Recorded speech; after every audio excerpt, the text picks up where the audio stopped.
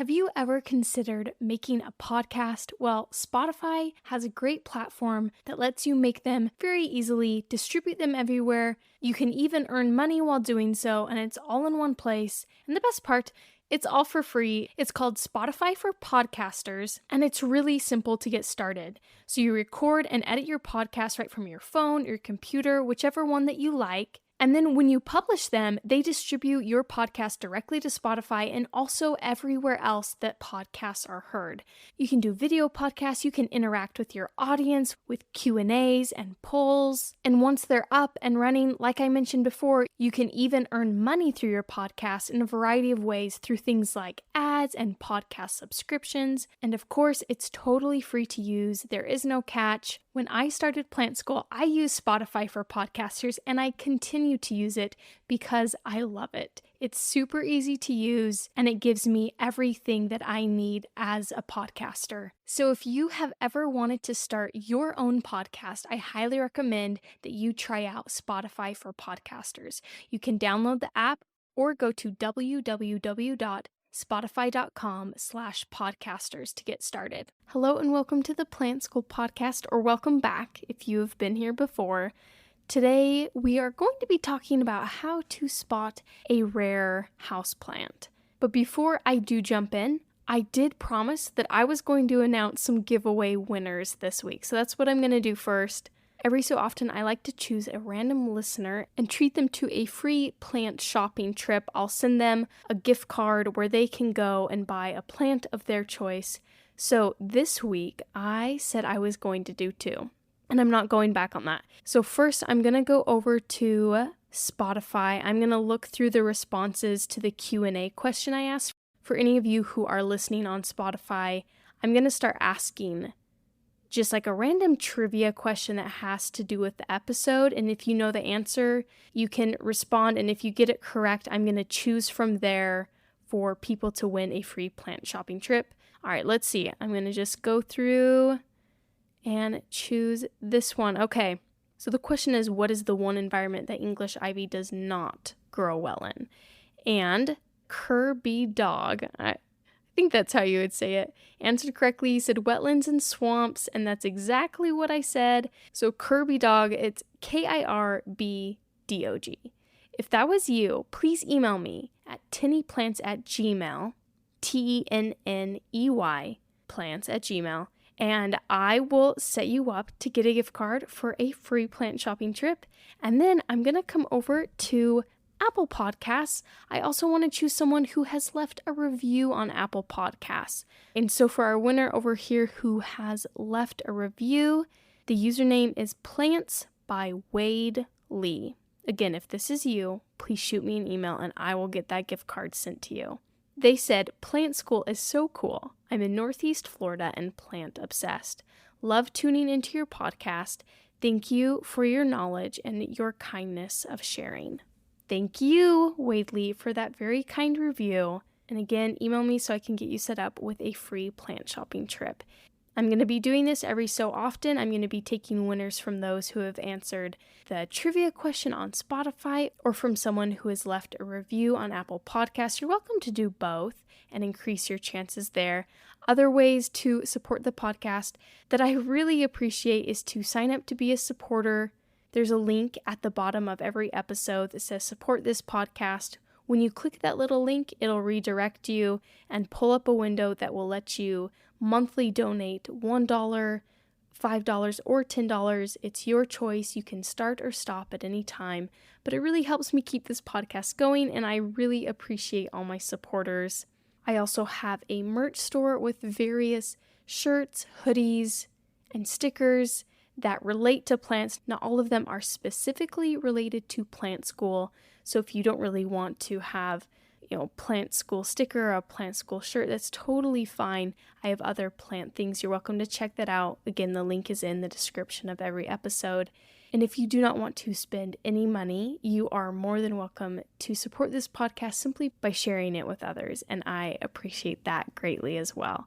I always feel a little bit silly doing these plugs at the beginning of every episode, but no one is paying me to create this podcast or anything, so this is kind of my way of keeping this podcast going and helping with its longevity, and I really hope that you understand. And again, I appreciate your support.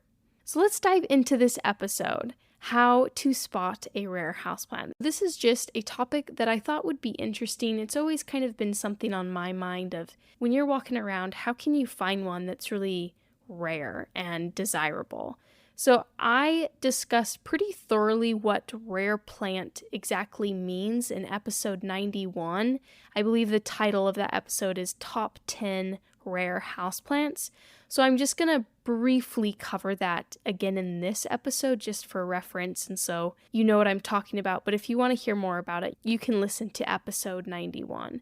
So rare can mean uncommon or seldom occurring.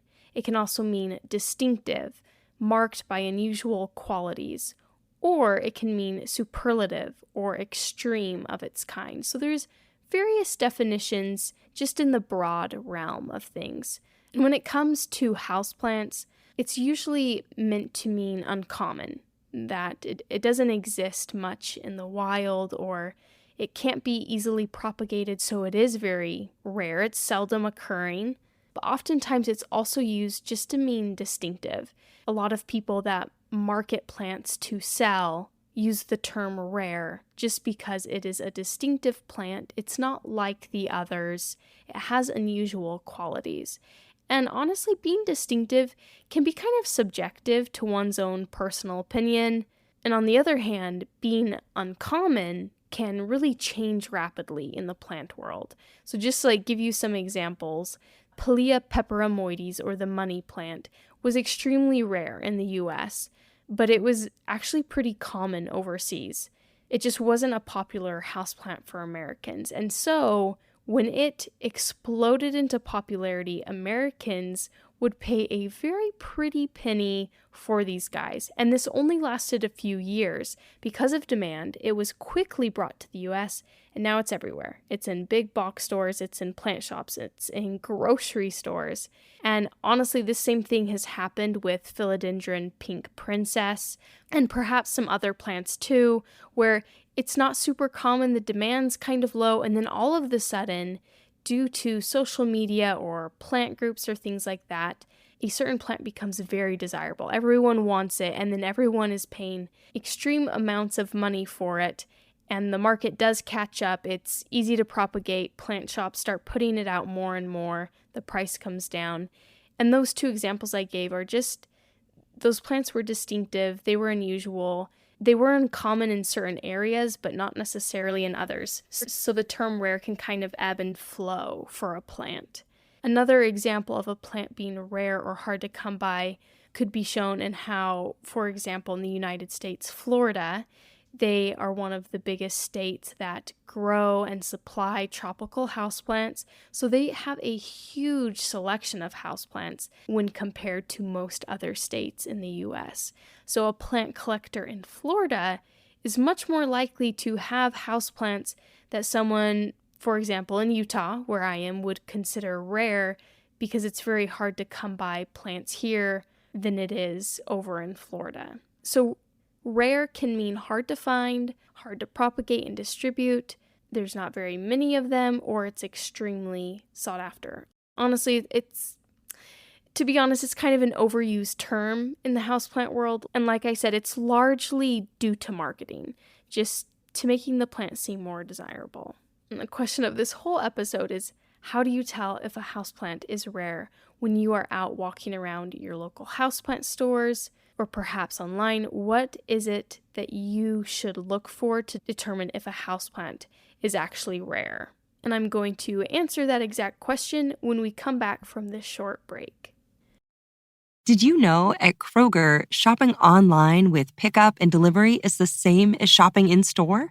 Same low prices, same personalized deals, same rewards, with no hidden fees or markups on your same family favorites, like Honeycrisp apples and pasta sauce. The only difference is you don't have to put on shoes. Start your cart today at Kroger.com. Kroger, fresh for everyone. Restrictions apply. See site for details. Listen to the 48 Hours podcast for shocking murder cases, and compelling real-life dramas from one of television's most watched true crime shows. Go behind the scenes of each episode with award-winning CBS News correspondents and producers in Postmortem, a weekly deep dive. Listen to 48 Hours wherever you get your podcasts. So before I go into exactly what to look for, you may be wondering, well, I don't even know if there are rare plants in big box stores. Why should I even be looking in the first place? And I just want to say that there are times that plant shops can unknowingly be selling rare plants, especially if you live in a more tropical area. And I just want to give this one example that I thought was really cool and very interesting. So in 2022, so just last year, a couple was out shopping and they owned a plant business. So this was something that they did normally. They would go around and they would shop for plants for their store. And for this particular trip, they were going around big box stores. And this couple is, I believe, from England. So it's a store called B&Q. I'm not familiar with it, but perhaps some of my international listeners are. So anyways, they're at this big box store, B&Q. They bought a Monstera, and this Monstera, it was sitting on the shelf of the reduced price section. So it was normally 24 pounds, and it was only 12 pounds, so half off. And it was due to this Monstera having yellowed leaves. I'm sure the worker at this store probably assumed these yellowing leaves was the plant dying and decided to reduce the price. But it turns out that that Monstera was not yellowing due to poor health. It was actually an extremely rare Monstera. Its name is Monstera aria marmorata, and it was actually worth about 2,000 pounds if they were to sell the entire plant. They bought it for 12 pounds, and they could turn it over and sell it for 2,000 pounds. And because this couple was involved in the houseplant world, when they saw it, they immediately knew that it was a rare houseplant and bought it right then and there. When I read about it, it didn't say if they kept it for themselves, if they put it in their shop and sold it or anything like that. But I thought it was super interesting that this random couple went into a big box store, just your normal hardware store. I'm pretty sure that's what B&Q is. It's like a garden hardware store. And they came out with a very rare Monstera that's hard to come by. And so it is possible to come by rare plants in big box stores.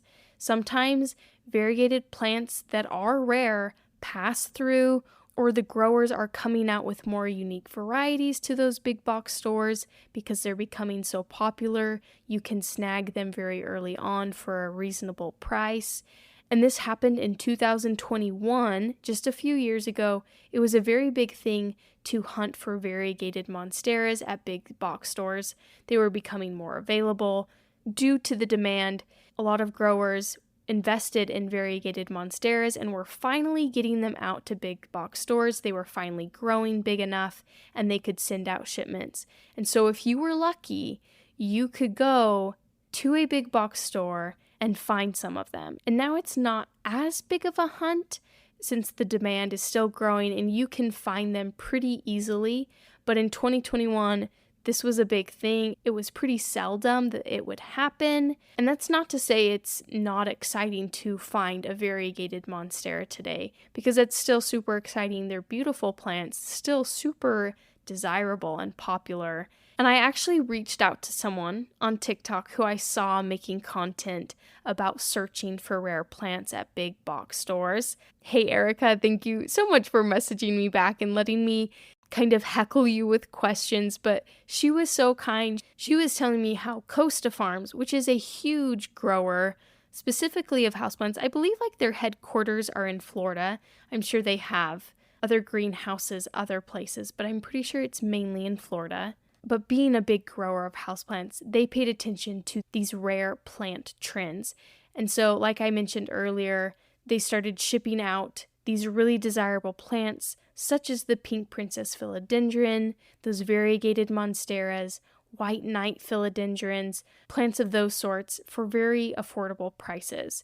Erica herself wasn't able to spot any during her videos, but she did give me the advice that if you want to go out and look for these rare houseplants, that the key to success is to keep doing it, to keep looking, to go back multiple times, because eventually you will find one of these really desirable plants as they come in shipments. So kind of backpedaling to my original question, I know I went on a tangent there of what to look for. And this is like if you don't have a particular plant in mind that you are really wanting to find, such as a pink princess philodendron or something like that, this is what you should look for to find a rare houseplant. The biggest thing is variegation. The more unusual, the better. So you want to look for white or yellow speckles, stripes, splotches, any sort of variegation. If the leaf is completely white, that's very desirable.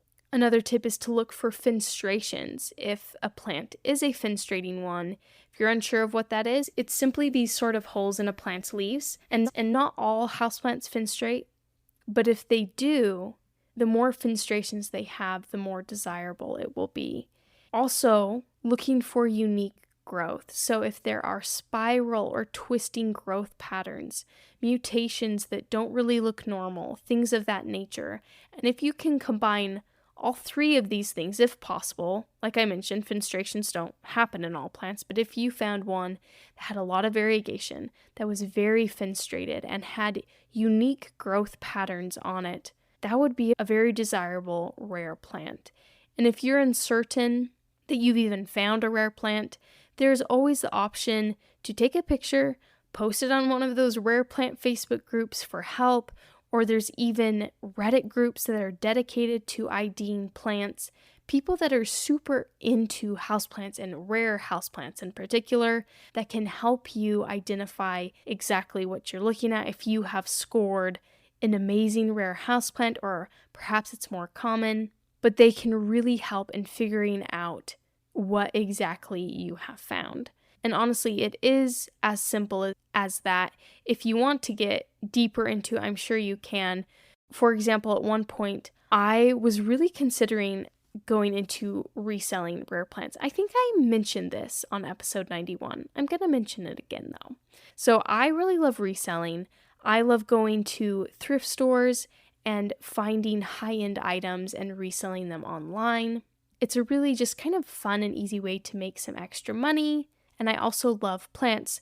So I thought by combining my love of reselling and plants, this would be like the marriage of the best of both worlds. So this is what I did to prepare, because I was convinced I was going to do this. And I'll tell you why I didn't end up doing it. But to prep, I watched a lot of recent, keyword recent videos, because like I said, rare plants come and go so quickly in the plant world. So I watched a lot of recent videos on YouTube from plant influencers / creators, and specifically videos that were about hot plants, rare plants that were happening right now. And I made a note on my phone, just with the Notes app. I put down the name of the plant, I put pictures in it so that I could identify and look for these plants when I went to my local plant shops or big box stores. And so I had this big long list of plants to look for with pictures to really help me out. So if you wanted to really get into it, really look for rare plants, you could totally go the route I did. And the reason why my idea never came to complete fruition, I never resold houseplants, rare houseplants to make money, was because I realized that I'm in Utah. I don't have the biggest supply of rare plants. I'm sure they're out there. We do have a lot of houseplant shops. There's even rare houseplant shops around here. But at the big box stores, I'm not necessarily going to be finding a giant selection of tropical houseplants because, I'm not living somewhere super tropical right next to a grower that's sending this inventory to these stores. So if you are living somewhere more tropical, perhaps like Southern California or Florida, this could actually be a very real possibility to earn very good money, go to your big box stores, find rare ones, and resell them. I know some people do disagree with the idea of reselling, of buying something at a lower price and reselling it for a higher one, but that is simply just business. That is literally what every business that's involved with a product does. They create a product, they get it shipped in from somewhere very cheap, and then they sell it for more money. It's just business. And that's what people who resell plants do as well. You don't have to do it if you don't think it's a great idea. You can simply look for them for yourself, or if you don't mind spending the money, you can go to those online groups and get those rare houseplants that people are offering. And also, if you do want some ideas of rare houseplants to look for, you can always go and listen to episode 91, because I do mention my top 10 that I thought were really interesting plants. But I do want to bring up the point to be aware of the area you live in and what it offers. And this was actually another thing that Erica from TikTok mentioned. She was awesome and gave me such great info. But Erica lived in, I don't think you'd call it the Midwest of the United States. Probably like southeast region of the United States. And being there, she knew that her area did not have a really strong hold in rare houseplants. Kind of like how I realized being in Utah, there were not a lot of rare houseplants just bursting at the seams like maybe you would find in Florida. But she understood that her area that she lived in was very strong in offering outdoor ornamentals. They were much more accessible. They had a lot of varieties that were not available in other parts of the country. So each area does have different advantages to where you live. Perhaps if they don't have a strong rare houseplant hold, there are other realms of the plant world that your area is doing very well in. I'm trying to think of what Utah would be really good at growing. Maybe I should look it up. What is Utah's biggest plant crop? What would you call that? Plant. Hay. Hay is Utah's largest crop. That's not exactly what I was thinking. Wheat, barley, corn. Oh, apples, peaches. Yeah, this is not exactly what I was thinking. I was thinking more ornamental plants, but maybe I need to search that. What is Utah's biggest ornamental crop? Now what does it say? Hay. Hay is not an ornamental crop. Come on. We want more info. It just keeps repeating that hay is the biggest ornamental crop. What do we have here? We have sagebrush. We've got the salt desert shrub. I don't know. Maybe Utah doesn't have a leg up in the plant world. That's okay. We've got mountains and national parks to make up for it. Did I just say mountains? Ugh, that just speaks to my Utah-ness. We have mountains and national parks. There we go. Utah can't be the only place that says mountains, right? Do other states have to say that? But still, it just makes me feel a little podunk when I slip up and say mountains instead of mountains. All right, so let's move on. We've discussed how some areas have a leg up in the plant world. We've discussed how some areas have more access to certain plants than others. And one last thing I did want to bring up that Erica said, that if you are in an area and it sounds like we're both kind of in this situation where there's maybe not a huge amount of rare houseplants happening at our big box stores, you can go other avenues to find rare plants at local swaps, Facebook groups, etc. And I do want to spend some time talking about this, because if you are going to the big box stores and you're not having success finding anything rare and you're kind of frustrated, here are some other places that you can try to find rare houseplants. You can do local plant swaps and sales like Erica mentioned. So these are great because you can have direct contact with the seller when you are at a local plant swap. You can ask them about the plant, how they grew it, what kind of environment it was in, what the plant actually is and why is it rare.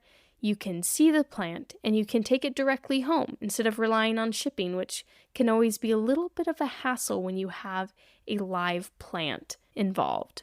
If you're unsure if they're a reputable seller, you can check their reviews online right then or there, or you can preview what plants they're selling before the swap. A lot of people will post what they're going to be selling before they go to a swap meetup.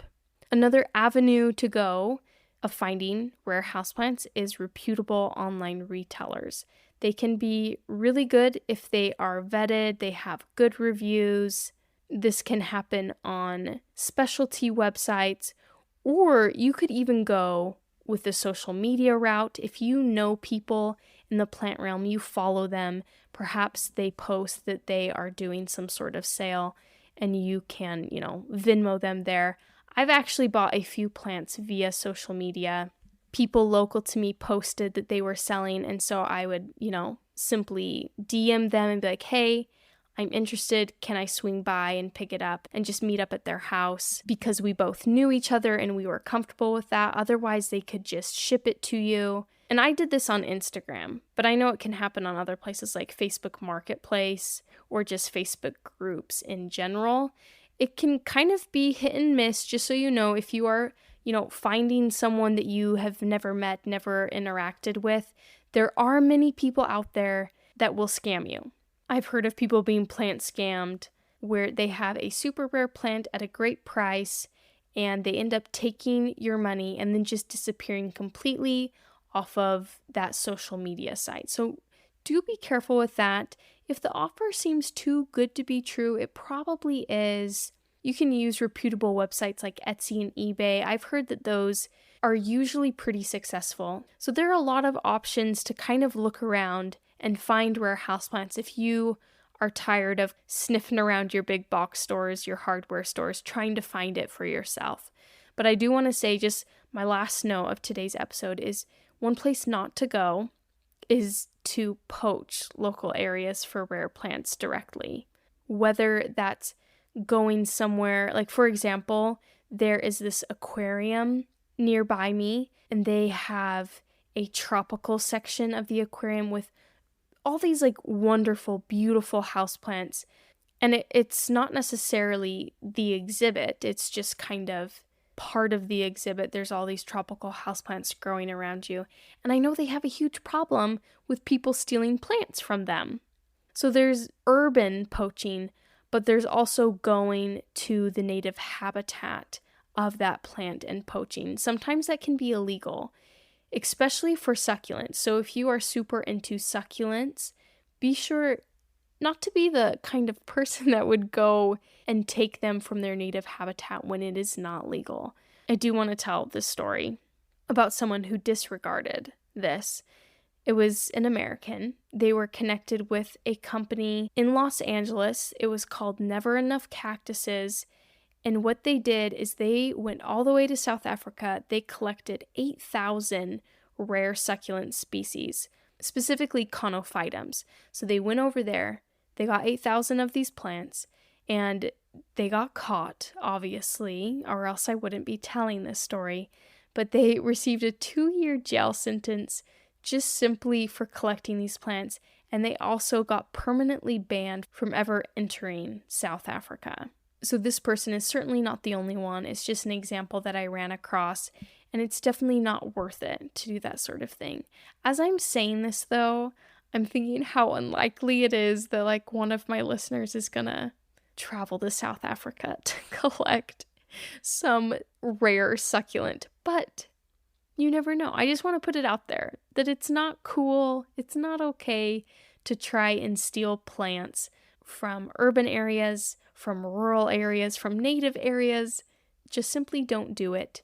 Go to your big box stores and give it a try, trying to find a rare houseplant. I feel like it's very invigorating to be on the hunt or to go online and look around there for a rare houseplant that maybe you've been wanting. Just don't obtain your rare houseplants illegally. And on that note, I hope that you enjoyed today's episode. I'm so thankful for you being here and listening to the Plant School podcast. Be sure to leave a review if you're listening on Apple Podcasts, to answer the trivia question if you are listening on Spotify, and to share this podcast with a friend. Thanks again, and I hope to have you back here in 2 weeks for a brand new episode of the Plant School podcast.